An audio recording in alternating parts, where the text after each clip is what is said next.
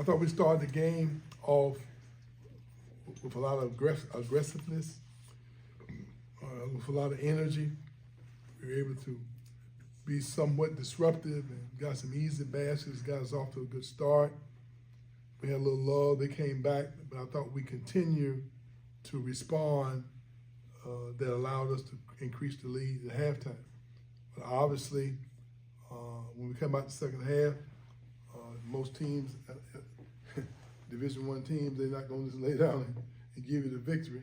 But after that 8-0 run, I believe that they went on, we called timeout, and got us back mentally together and moved the ball, made the extra pass, got a lot of deflection and steals, and created some points off their turnovers. We shot the ball a lot better from the free throw line tonight, which I think that has been missing with our play as of late.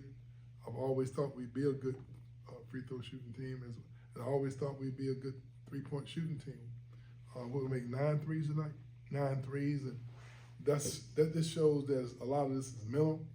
With so many new players we have in our program, I think as they settle down and become a little more comfortable with our offense and defensive system, and as coaches, we got to get a little more comfortable with the rotation of our guys. I'm still trying to get the right rotation with that many guys that we're working, and I thought that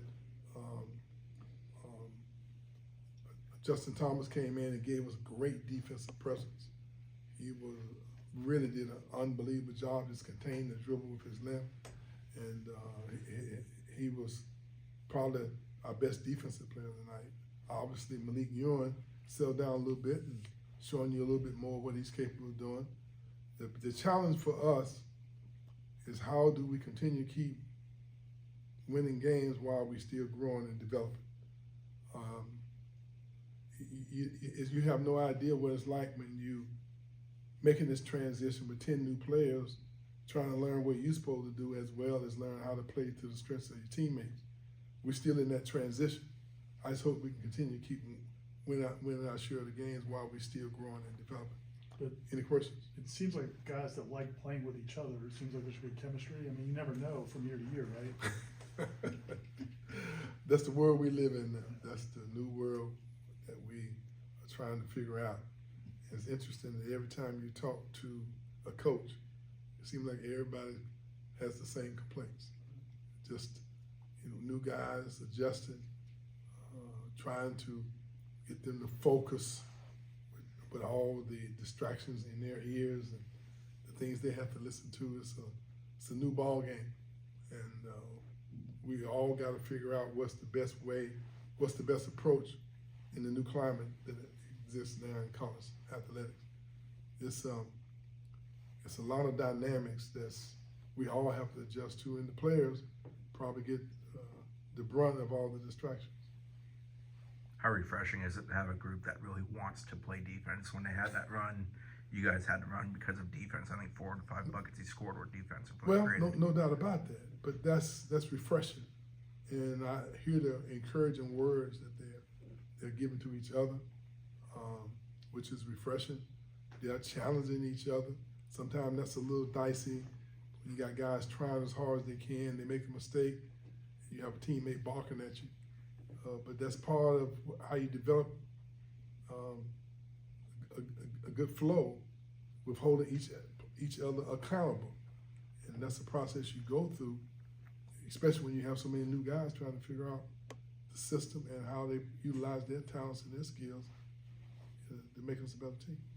Coach, as you talk about the development of this team, how do you feel about where they are now and where they could potentially get? We are a long way away with the consistency that we need for us to be successful. You see, for years, and I've said this probably the first time you heard me say it, but as coaches, we were operating with juniors and seniors that were freshmen and sophomores. And so they already had a basic idea. So the new players that would come in, they had good leadership on the sideline, in the end zone, in the locker room, trying to help accelerate their process and their progress. We don't have that anymore. We have one junior on our team that's been with us 3 years. Everybody else first and second year players. And so it's a challenge in the learning process that we're going through. It's different. And I've been talking all year about now understand how we got to change our teaching methods and our development methods. You know, we might not be able to accelerate the process like we have. We have to be a little more patient and take things a little slower so that we don't run out of bounds play and one guy going to the left that should be going to the right. But that's kind of where we are right now. I don't know what Justin's situation was last year at UTSA. I know He was injured. Was he injured? Yes. How impressed? I mean, for a guy who did not play last year, he seems like he has come back and not really missed a step at all, jumping up to this level in competition. But his defense is excellent. I mean, he can really defend. And he doesn't take a lot of. And this was a team that we really, really had to lock in on because that was part of their skill set. Between the legs, how the shoulder face, the head.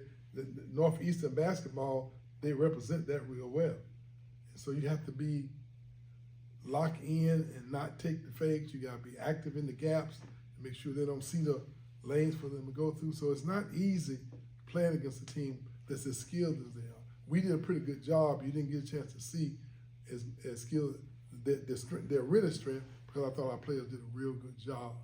If you notice there, in the first half, we were switching 1 through 5. We knew that they would try to take advantage of that.